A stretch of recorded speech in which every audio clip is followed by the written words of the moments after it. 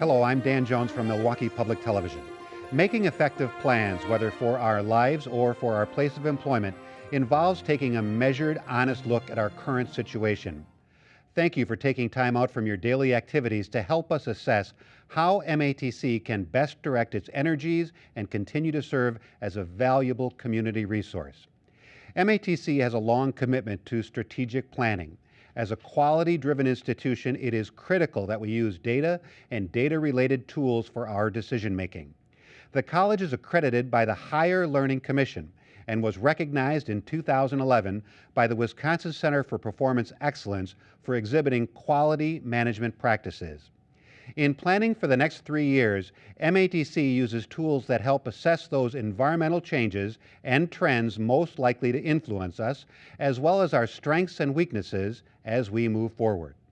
We employ different tools to make our planning strategic, to focus on key areas for the most important improvements, and to become more proactive.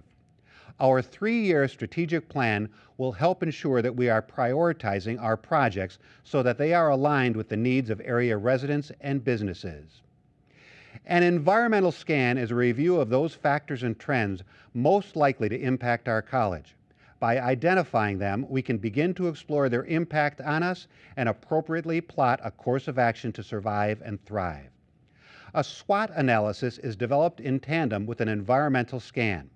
SWOT stands for Strengths, Weaknesses, Opportunities, and Threats. It helps focus the environmental scan's findings, especially in identifying our opportunities and threats. While strengths and weaknesses are associated with our current operations and performance, opportunities and threats most often relate to situations outside of the organization that will influence our future. Some of these pressing external factors include reduced state and federal funding, increased competition, changing local business needs, proposed state and federal legislation, and serious societal issues such as poverty and unemployment.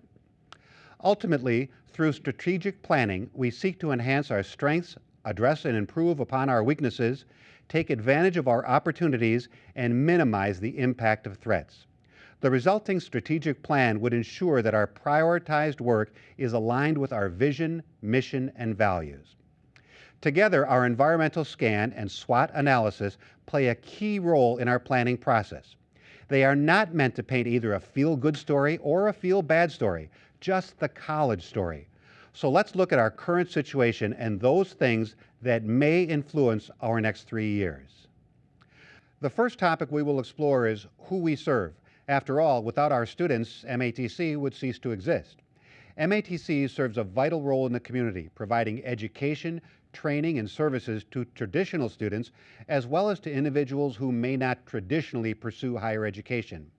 We are a magnet for veterans returning from service, college graduates who cannot secure gainful employment in their chosen field, single parents who need a new career to stabilize their lives, workers who lost their job after decades of employment, those who were incarcerated and now seek to reestablish themselves, and many other people whose academic needs would go unmet if it were not for MATC.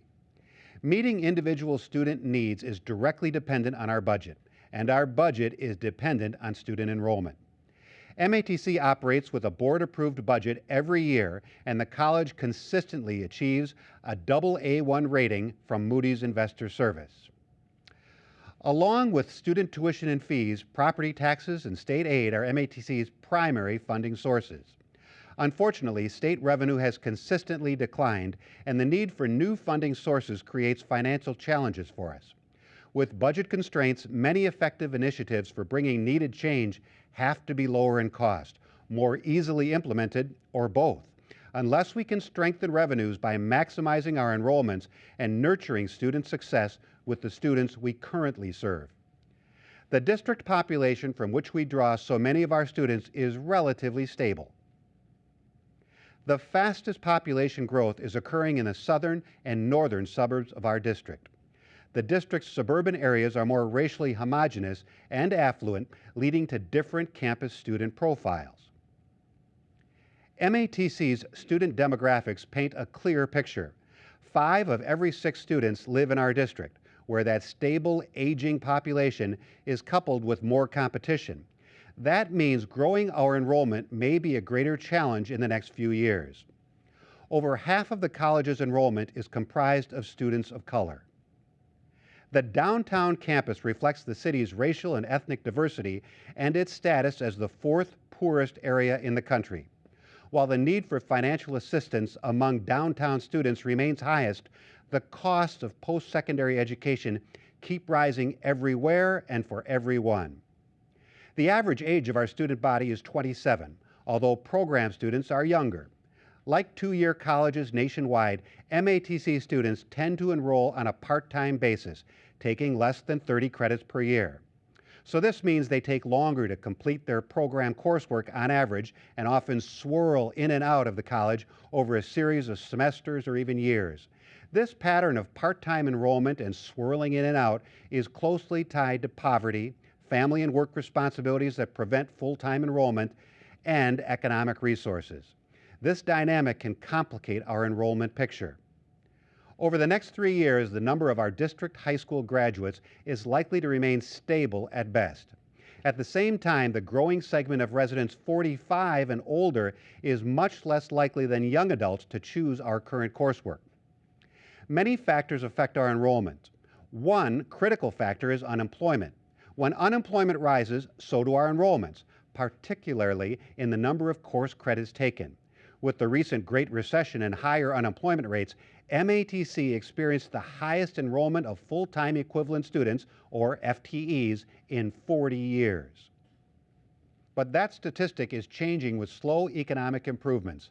Unless we strategically target our recruitment and marketing efforts while enhancing and supporting student retention efforts, our enrollment numbers will dip.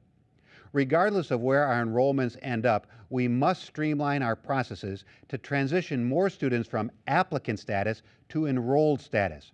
Removing barriers that prevent students from an easy transition into MATC enhances the likelihood that they will complete a degree, diploma, or certificate program with us. Asking, how will this affect our students when making decisions must become the norm at MATC. Offering an environment that promotes student success is critical. From their first exposure to the college to the completion of their intended goal, we are committed to providing a quality experience for our students. This quality experience occurs in our classrooms and labs, on our campuses, within our student clubs and organizations, as part of our service learning opportunities, and in our job placement activities. We must ensure our offerings and support are aligned with student needs. Their success is our success. When students perform well, they are able to persist at the college, helping to stabilize our enrollment. We know that our students' academic standing, their course completion rate plus grade point average, along with any financial and psychosocial challenges affect their success and our fiscal health. The college's support activities and services, from financial aid to extracurricular opportunities to tutoring, help to promote their success. College, can be a confusing place to new students. Faculty, staff, and administrators can improve communications, cooperation, and general helpfulness that positively affect the campus climate and the student experience. That's important, very important, because student surveys tell us that getting the runaround when seeking information and communicating key college processes to them are among the greatest challenges for this institution. These observations are frequently heard at institutions of our size. Students' first semester and first year experience are especially critical for their overall success. MATC administered a national student engagement survey in 2012 and found that our students tend to be less likely than students at other two-year institutions to be enrolled in learning communities, to take student success courses their first semester, or to complete developmental remedial math courses. These actions are well documented to enhance the likelihood of college success. A key building block for student retention, course completion, remains flat at MATC with little improvement over time. Many do not complete their courses, which eventually lead them to probation and suspension. We know course completion rates vary with student preparation and placement. They are lower for students who are enrolled in the Prepared Learner Initiative, PLI, than post-secondary students as a whole. Adult basic education students have the lowest completion rates. Historically, there is a significant equity gap. Students of color have lower rates on average, compromising their chance to complete their education and launch a career. Now, over time, fewer incoming students are testing high enough to be fully admitted into their chosen programs, placing stressors on our teaching and learning as well as our student support services. Math is the most persistently pervasive impediment to success. Among direct from high school students taking the AccuPlacer math test, 40% are routed to college level math, 30% to conditional level math, and 30% to basic skills math. Fewer than half of each group ends up taking a math course during their first year, and only half of them end up completing it. This seriously compromises our ability to retain and graduate entry-level students. In other words, no math means no program admission or completion, which in turn means little chance of formal career training. In the School of Pre-College Education, students in the lower levels of basic skills rarely transition to college coursework. That transition is important to their futures, and the numbers threaten our college and community vitality as well. With course completion rates flat, it is not surprising that student retention from one fall term to another has not appreciably improved over the last number of years.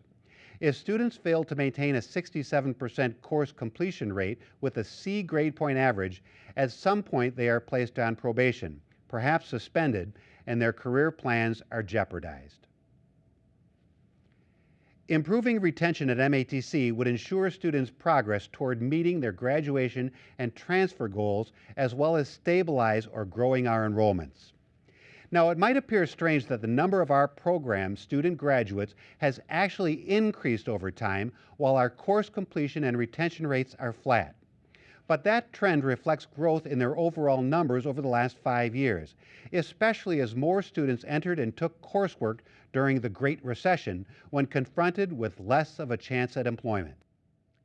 The bottom line is that student course completion and retention must improve if the overall health of the college enrollment is to remain strong and we are to meet the National Completion Challenge, which is to increase the number of graduates by 2020 by 50%.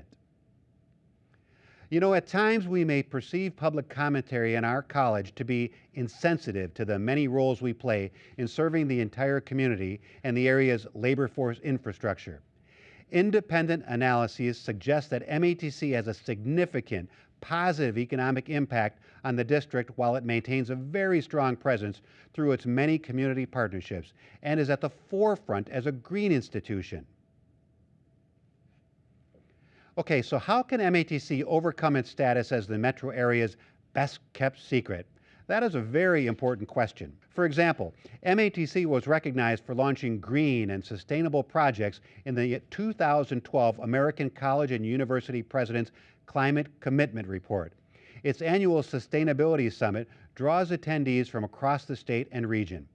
The college is working on implementing a climate commitment plan, and there is growth potential for its Center for Energy Conservation and Advanced Manufacturing, or ECAM. Generally, MATC's innovative role in this area is not well known to the public, to some employees, and to incoming students for that matter. MATC has many partnerships with area businesses, industries, community-based and faith-based organizations, K-12 schools, and institutions of higher education, among many others. Students' service learning experience in the community have increased dramatically over the past decade. All of these partnerships are essential to our lifeblood as a community resource. We engage with our partners throughout the college's many different departments and offices, depending on the nature and type of community relationship. While some within the college have anecdotal knowledge of these relationships, there is not a centralized office, definitive plan, or individual to monitor, nurture, or transform current partnerships or to explore opportunities for cultivating new ones. How necessary would they be to better serve our community? Would they benefit the college as a whole and its individual partners? For our graduates today, the current job market is challenging and competitive. We all know that. From year to year, 97% of all MATC graduates report being satisfied with the training they receive. As employment slowly improves, their rate of employability is going to improve as well. 87% of MATC grads in 2012 found employment, were continuing their education, or both within 6 months of graduation. 97% of our graduates remain in Wisconsin, and the great majority is employed in the Milwaukee metro area. Major employers include healthcare systems and organizations, manufacturing firms, utilities, retail firms, banks and insurance companies, logistics firms, city, county, and state government, and many more. Enrollments are growing in our emerging career fields while declining in some traditional program areas. New academic programs are being created to serve employer needs. Workforce needs are evolving, and MATC is addressing those needs. Since 2011, 24 new short-term certificates based on industry-certified skill sets have been developed. Energy modeling, lean, arboriculture, and health informatics, to name just a few. They attract those already employed, including those with a 4-year college degree. Our quality review process, an important assessment process mandated by the Wisconsin Technical College system, serves to ensure careful assessment of all college programs on a rotating basis and targets needed improvements. The state also mandates the collection of employer feedback on our graduates every 5 years, and employers consistently share positive feedback about their training and preparation. The evaluation of MATC grads is consistent with state technical college grads as a whole. Since our mission is both training and education to prepare students for careers, MATC must constantly find ways to better meet evolving skills demanded by employers. That ensures higher placement rates and greater employer satisfaction. The 872 advisory committee members for our college programs are composed of area employers, employees, alumni, and college faculty who guide and advocate for changes from curricula to applied technologies. The effectiveness of these committees is central to program success for the college, the student, and the employer. Advisory committees ensure our connection to the local business community remains strong. We seek members who will furnish honest feedback so that we are providing the best opportunities for today's and tomorrow's employees. Other initiatives are addressing employer needs by working to reduce skill gaps. MATC President Dr. Michael Burke has committed capital dollars for a new welding fabrication lab and other lab renovations to expand our capacity in the areas of welding and advanced manufacturing. A $1.4 million grant will help expand capacity in advanced manufacturing programs. Under an initiative from the State Technical College system, adult career pathways are being developed at MATC and other technical colleges to create opportunities for taking bridge courses and building laddered credentials like embedded certificates and diplomas. In this way, students can step onto a career path at whatever point is most appropriate for their academic readiness and career goals. At the same time, the college prepares students for transfer to 4-year institutions that will further their career goals. MATC is focused on improving low minority student transfer rates, including to UW system universities. We know we are a large and complex urban institution, and independent risk assessment and employee surveys suggest that communications are an important challenge. Different avenues and channels exist, yet many employees do not feel that the college does as an effective job as it could in this area. This is an area where improvements are needed. Would an orientation for new MATC employees and training for current ones help us improve college communications? Effective communication can improve both employee morale and engagement. Now, our research targets other challenges as well. MATC employees evaluate their college climate lower than those at our urban peer institutions, although there are important differences among administrators, support staff, tech operations staff, and faculty. Faculty are the most positive of our employee groups. While our compensation is healthy by national standards, our employees are very generous in giving of their time, energy, and commitments to their community and profession. According to a 2012 online survey, they invested 56,000 hours in community volunteerism and 30,000 hours in professional activities outside of the institution. Despite having a very stable workforce, employee departures are beginning to increase as baby boomers retire in greater numbers. This places pressure on our succession planning and hiring practices. MATC has evolved into a majority-minority student body for the first time in its history. It is imperative that our workforce better reflect this composition. Creating an authentic culture of technology among our employees is essential.